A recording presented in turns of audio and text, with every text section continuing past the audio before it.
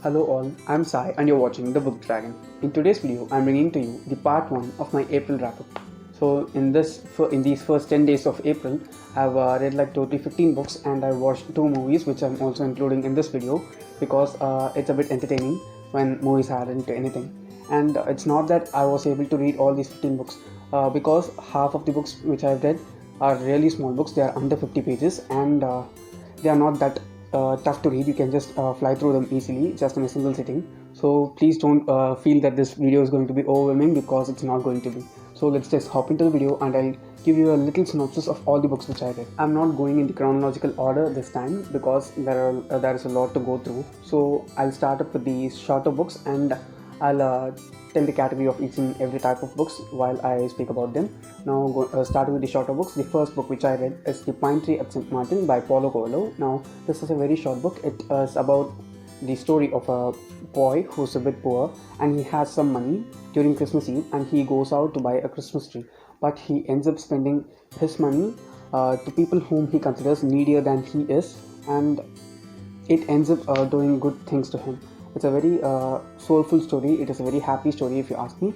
If you want to read your kids or children in your home a story that will help make their future better or shape their future in a proper way, then you can read this book to them. Next book is Three Questions by Leo Tolstoy. Now, some of you might have read this in college as a part of the syllabus because I did, and I remember the story only when I reached like the end of the book. Now, this story is about a king who has 3 very difficult questions and he doesn't know the answers to them.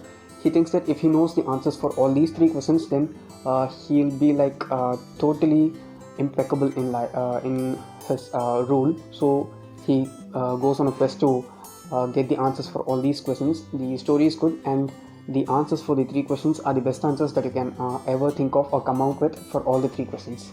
The next book is an essay rather than a book, and it is by George Orwell. The book is Shooting an Elephant by George Orwell. Just as the title of the book itself stands for, the story is about shooting an elephant, and this happens in Myanmar or Burma as it was known earlier, and it shows the act of a policeman killing an elephant and how he feels bad for killing it, but it is necessary in that time to have killed the elephant because it has gone mad and it's just it might be a very crucial danger and it might cost people their lives.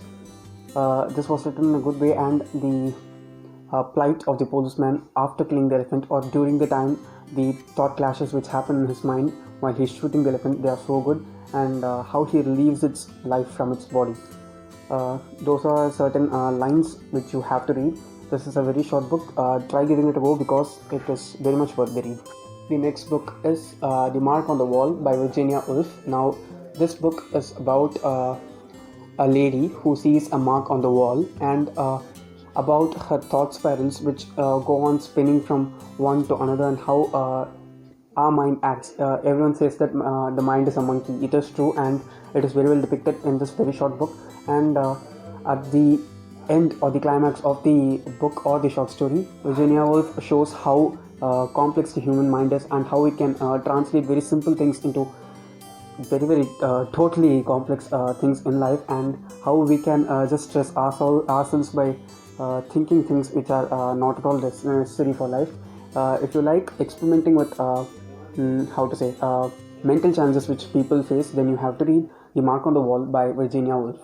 The next book is The Haunted House, also by Virginia Woolf. Now, this book is about a couple who get this new house and they go into it just like any horror movie which we watch, and the happenings which take place in that house. It is it's not very short. It's not it's not even 50 pages, but it's not so short either. But the effect of this book will be so good because it is so atmospheric, and it will give those chills and those spooks to you when you read this book because it is creepy. That's the only word which I can use to describe this book. If you want something to get a bit frightened of, if there's not enough in the world right now, then you can read The Haunted House by Virginia Woolf.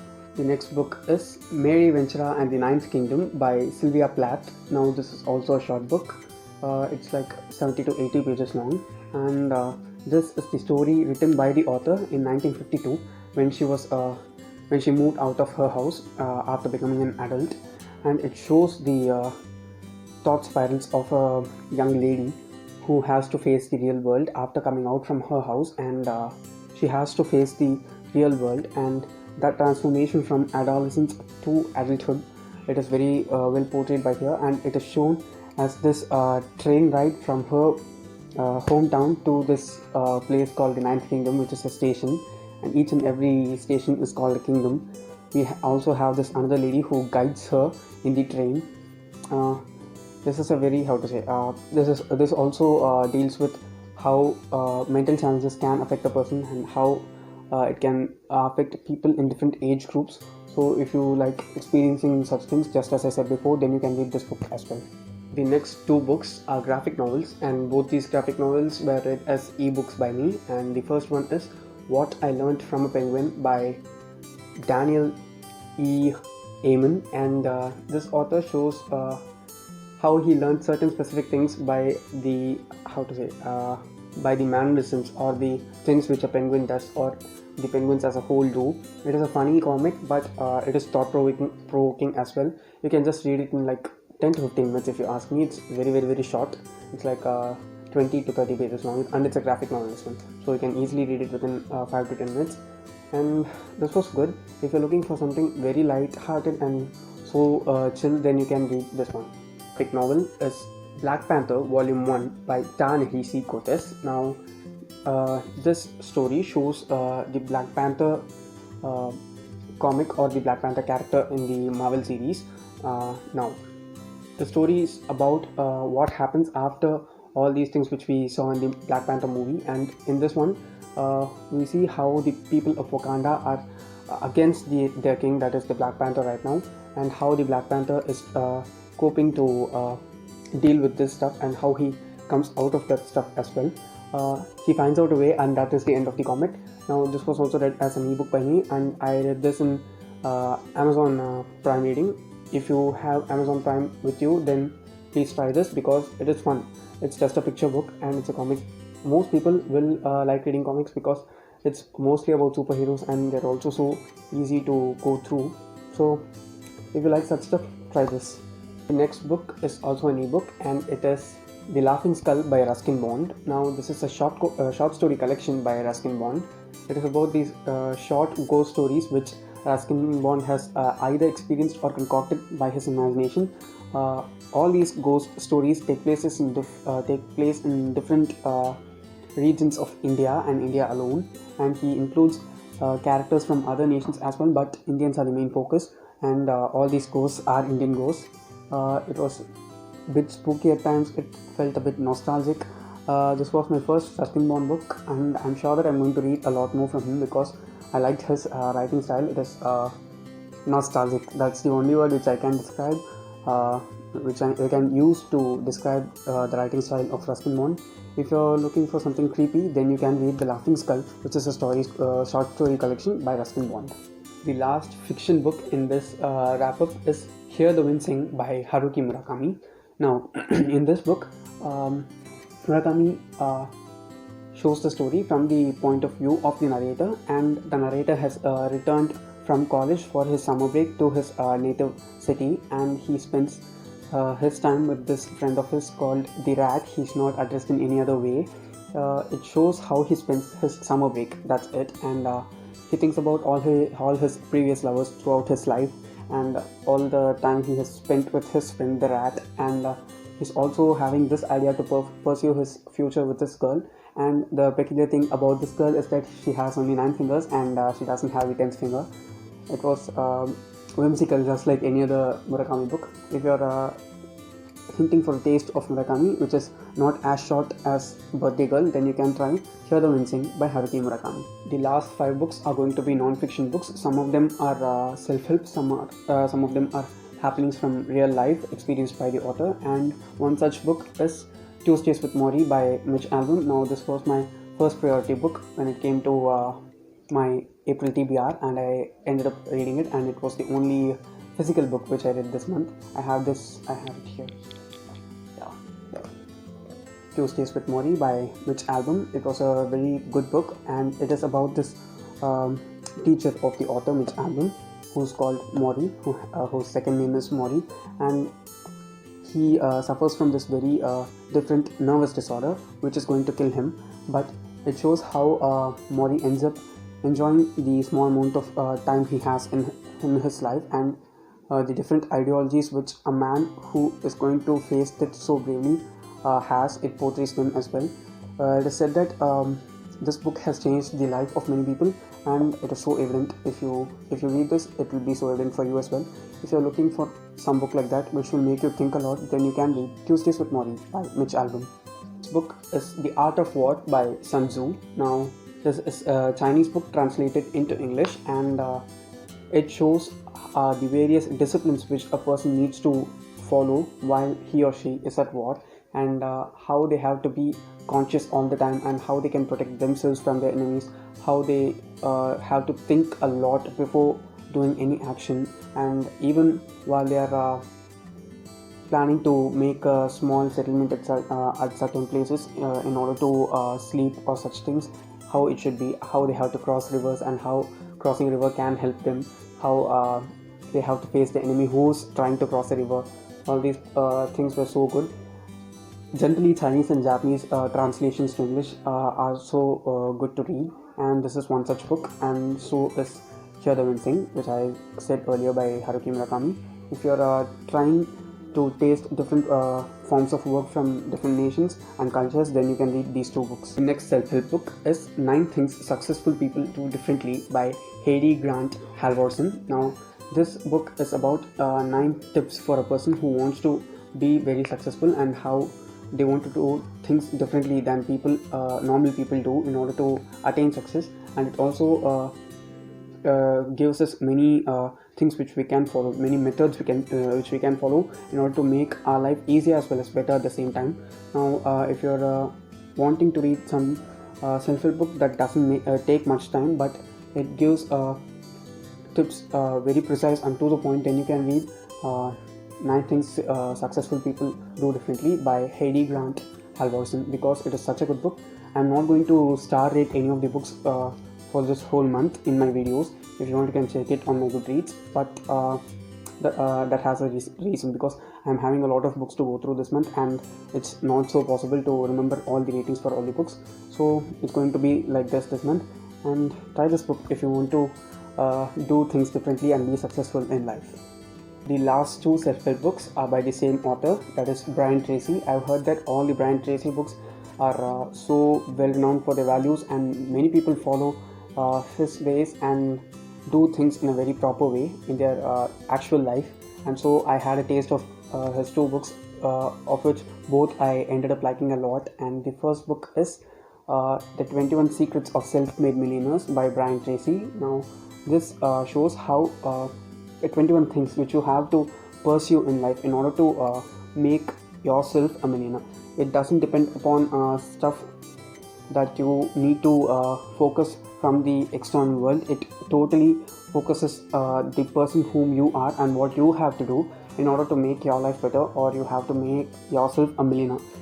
He has taken many facts about self-made millionaires in the USA. There are many millionaires in the USA right now, or by the time he had written this book, and the facts that he presents are so precise, and they can be very well understood. You need not have so much knowledge about economics or politics or world anything. You just need to have an open mind in order to understand the things that he's trying to convey, and if you do follow them, it is very highly likely that we can end up being millionaires by the 21 things that he says in this book. The last book is The Power Discipline, 7 Ways It Can Change Your Life, also by Brian Tracy. Now, in this book, Brian Tracy says 7 ways and by how your self-discipline can help make your life better, rather than any other thing which you focus for making better in your life in order to make it wholesome or great. You have to focus most on self-discipline, because that is the thing which will keep you in guard, which will monitor you throughout. There's only one person who keeps an eye on you always, and that only person is you. If you read this book, then you'll definitely understand that, and I understood that in a different level after reading this book. It proved to be very helpful. You can also put all these things which he speaks about into practice, and they will result in good things at the end for sure.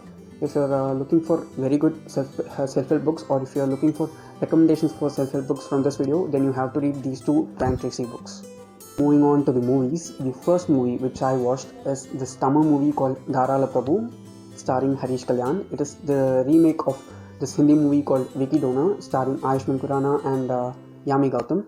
This movie is about sperm donation and sperm donors alone, and it shows the picture of the things which we have in mind when it comes to sperm donation and sperm donors from a very different angle, and how it is important in a society in which we live in right now, because we live in a society that is totally filled with stress, anxiety, alcoholism, addiction, and many other things.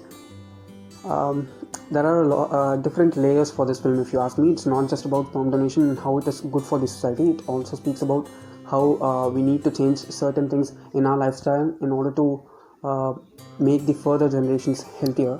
I like this film due to that reason, and so only due to that it made me like the film so much, and I'm including that in this wrap-up as well.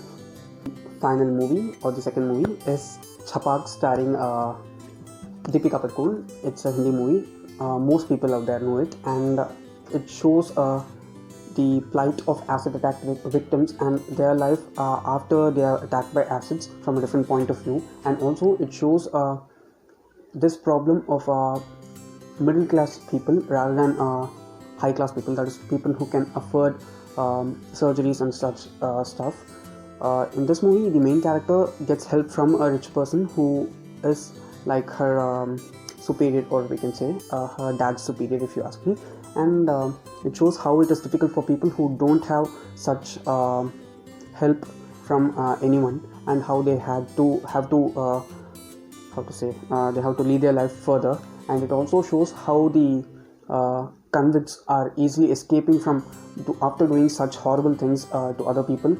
This is a very impactful movie. It made me it made me pause many times. I had to settle down my feelings, and I had to continue watching it.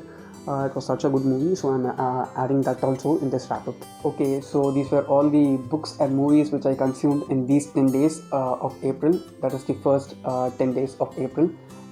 This was very productive according to me. I was working from home as well, and I had loads of time to do all these stuff as well. It is a bit frustrating to stay inside after being out for so many years. It will be the same for you guys as well, but it is necessary right now in order to keep ourselves safe as well as the people around us safe as well. Let's fight together by staying in and do productive stuff in order to make ourselves better. It's not necessary that you have to come out of this quarantine with new developed skill, but it is better if you come out with such stuff. Don't pressurize yourself trying to do things which are overwhelming. Try to do things in a subtle way, and try to develop yourselves as well. If you found this video enjoyable and informative, do give it a thumbs up, and also share it to your friends. If you want to get more content from me, do subscribe to the channel. Thanks for watching.